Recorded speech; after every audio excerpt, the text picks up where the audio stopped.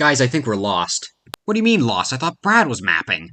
No, I was eating Cheetos. We told you to stop eating Cheetos. It gets all over the I player's swear to handbook. God, Brad, if you put Cheeto dust on my player's handbook, I'm Wait, going did we to come from hurt down you. this way? Or did we come from That's the other what way? we're trying to figure out. Where did we come don't from? know where we came from. Guys, you gotta be quiet. The show's starting. The show? What show? With a show of the vile necromancer. Hello, everyone. Welcome back to the lair beneath the ruins. It's been a while, hasn't it? But don't worry. I did not fail my death saving throws. I did not. I just got extremely busy with life for a bit there. But this week we get back into the swing of things.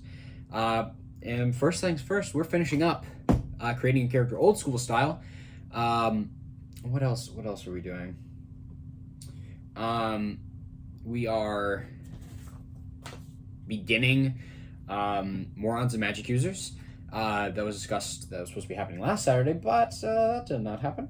And we're beginning something new, something special. We're beginning, not only are we going to be talking about AD&D, but probably not this week, but soon we will be talking about Dungeon Crawl Classics, because I also really like Dungeon Crawl Classics. That'll probably be a shorter series that we do on this channel, but that's all to be in the future. It's in the future, but now we're in the moment, and we're back. That's the important thing. I'm back. I'm done with whatever I was dealing with, and we're on to the last episode of creating a character old school style. And by old school, I mean Advanced Dungeons & Dragons, 1st edition. Today we're talking about leveling, saving throws, and, what's it called? Ah, yes, movement, and how movement kind of works. So, let us begin. We'll start from leveling. How does one level in 1st edition? Well, there are three ways. Three ways. Treasure, monster, and monster and treasure. Now, we'll begin with treasure and work from there. Treasure is if you get a gold piece, you get an experience point. That's how it works most of the time. And so you walk into a monster's lair, you don't deal with a monster, you get an experience point. Now, if I was a good DM, I would also say, okay, well, what were your tactics like? Am I going to give you a bonus to experience? But most of the time, it's a gold piece to experience point. That is the flat rate. And then, of course, bonuses are added on top of that and such.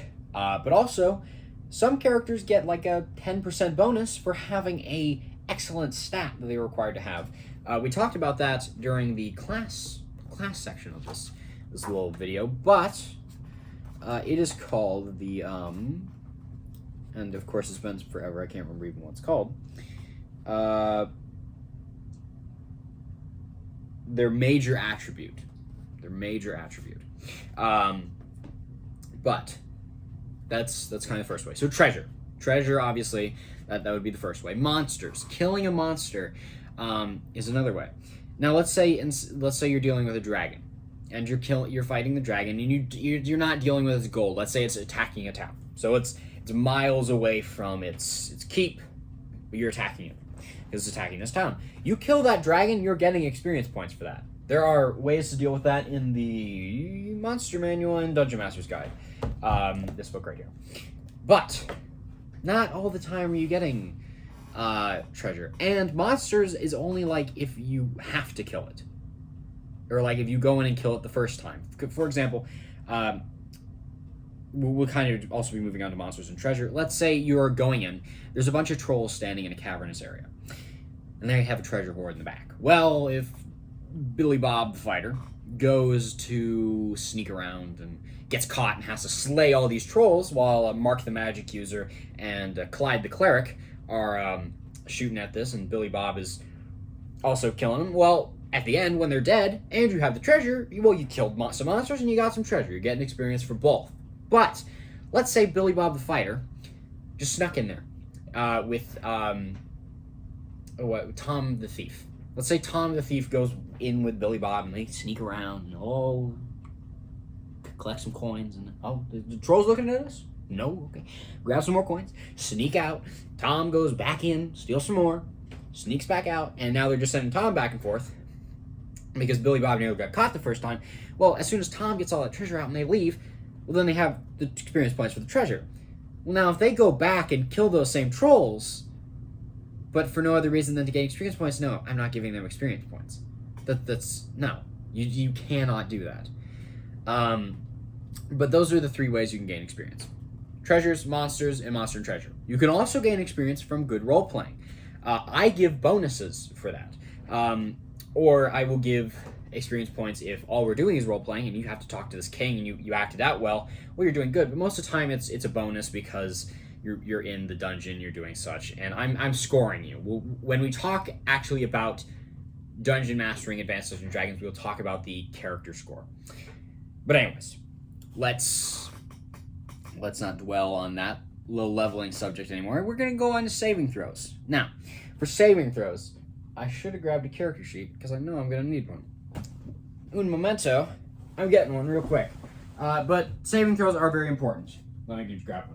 Okay, so there are paralysis, petrification, paralysis, poison, death magic, petrification, and polymorph magic, rods, staves, and wands, breath weapons, and spells. Those are the main 5. And then, of course, there's also special cases.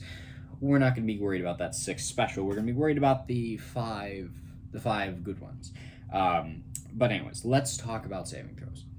What are those saving throws used for? Well, paralysis is obviously used for if you're being paralyzed. Poison's against poison. But death magic, well, what's that? Well, power word kill, that'd be death magic.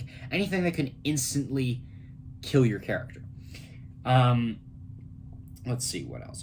Petrification and polymorphing. When you're making a system shock survival check, that could be against polymorphing magic. That is a type of saving throw. Petrification magic is like if a basilisk bites you or a Medusa stares at you. Are you going to be able to survive that, or are you going to be turned stone? Even polymorphing, are you going to be able to withstand being... Could you not be turned into a hamster and instead stay as Billy Bob the Fighter? Well, who knows? If you make your saving throw, then yes. If not, then, well, no. Rod, staves, and wands. Now, let's say that same petrification spell, or that same polymorphing spell, instead of being cast out of a magician's hands, is being cast from a stick. A stick of any kind is going to cause that the rod, staves, and wands. It's a varying length of stick, is what it is. Let's say it's a breath weapon. If a dragon's breathing on you, or a troll's noxious fumes, those are all breath weapons. Spells. Any spell that is not death magic, petrification, or polymorphing, or paralysis, or even poison magic, it's going to fall underneath spells. Unless it's coming from a stick-like object, then it's rod, staves, and wands. But for the most part, spells. Special. We will talk about special. Now, let's say you're being turned into a troll. Well, is your armor making that saving throw? Let's say you're breaking an object. Is it making its saving throw? Or is it going to break? Because if an object has a chance of not breaking, like a clay pot, I mean, if I take this dice tower and chuck it against the wall, if I don't chuck it hard enough, it's not going to break. I'm not going to chuck it because I paid money for that, but I'm just saying, if I chucked it hard enough at the wall, it could break, but it also could not. At the same time, there's a chance that it might break. So saving throws are made if there is a chance something could happen and something could not happen. But yes, that is for the long chance you're saving against something. Now, the last part here is we're going to talk about movement rate. First thing you need to understand about movement rate is there are 2 types: dungeon movement rate and wilderness movement rate, or indoor and outdoor. Indoor, it is feet. Outdoor, it is yards. So, indoor, if you're moving 120 feet, because you take whatever, it's 12, but you add a 0 to the end, so it'd be 120. You're able to move 120 feet. Most of the time, you're talking in 10 feet, so you're going to be able to move 12 squares, or 12 hexes. Outdoors, it's yards. Yes. So let me go to... So humans, I know, is 12. Halflings is 9, I think. Gnomes and dwarves are 6, because I know they're the same. Dwarf. It's in the... Of course, they don't have page numbers in the original one, so... Dwarf. Not demons, not devils, not dinosaurs, not dragons, not... Dwarves. They're 6. And gnomes are the same. Half-orcs are the same as humans. Half-elves are the same as humans. Elves are the same as humans, so they're 12. Halflings, I think, halflings are 9. And yeah, so that is kind of the basis for movement. This is going to be a relatively short video because there's not a lot to finish up talking about. But we will talk a little bit about what do I do past first level? Like, what are my goals? Well, past first level, your main goal is to survive, keep surviving, keep getting hit points, and keep getting experience points. There are things called strongholds. Building one is highly important. A lot of abilities a player gets is through strongholds. Crafting items, crafting magic items, crafting spells, creating things in-game is highly important. My friend Javier, who is very much into creating labor for townspeople, makes farms. He does that. He's made he was one of his characters who was actually involved in the prison trade. Made a prison camp, or made a prison camp basically. For prisoners, not prisoners of war. They were what were they? I think they were drow. But they were treated relatively well for drow.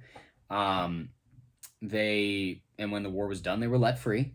But yeah, I mean, he's made a prison farm, the better word is prison farm, not prison camp. But he made a prison farm. They worked for him for quite a while. They gained his respect, actually. He was the only person that treated drow nicely during that entire war. And he was a dwarf. He has been involved in some less than legal activities at times. He's been involved in piracy and other things. But also, his character is a big explorer. He likes to go explore and chart. He's a big cartographer. So Javier does several things. Nick, one of my player characters, his dwarf made Iron Fist Keep, who, if you watched the live stream a couple days ago, you will know that Iron Fist Keep is this big dwarven stronghold that he made as a fighter. I've had wizards make towers and clerics make churches, all sorts of different things. But that's one of the things you can do past first level. Also past first level, if you are still interested in, or even at first level, while making a character, if you are interested in more knowledge, I highly suggest looking in the Unearthed Arcana. The Unearthed Arcana fixes some things that the player's handbook had. It redoes some things. I shouldn't say fixes, it redoes some things. Sorry, I'm checking the binding on this. It has just a bunch of different things. It has the Thief Acrobat, the Cavalier, the new Paladin type. It has some different subclasses, sub-races. It has different level. It has different armor and weapon permissions. It has different new spells and all sorts of things. I like using Unearthed Arcana. There's some people who don't. So before you use Unearthed Arcana, check with your DM. But let us wrap up this series with some wise words from one player to the next. Don't play monks. I think that's what we should end this series on. Don't play monks. Just play a thief, play a fighter, play something other than a monk. Play a magic. If you want a D4 hit points, play a magic user. Just don't play monks. And don't try to buy a galley at level 1. Don't ask, because I will say no. But anyways, that is all for today's episode. Please like, share, subscribe, comment, support the Patreon if you feel so obliged to. I have said indulge the last few videos, but I've meant obliged. But also, if you would wish to give me some coffee money, wish to give me some money to support the channel, just click on the link in the description. But with that, that is all I can think of. Thank you so very much for watching. May your rolls be ever natural 20s. And I will see you probably tomorrow. If not tomorrow, definitely Wednesday. But yes, Wednesday we will be live streaming. Thursday we'll be live streaming. Saturday, live streaming. Yeah. So, welcome back, and that'll be all. So, peace out, folks. See ya.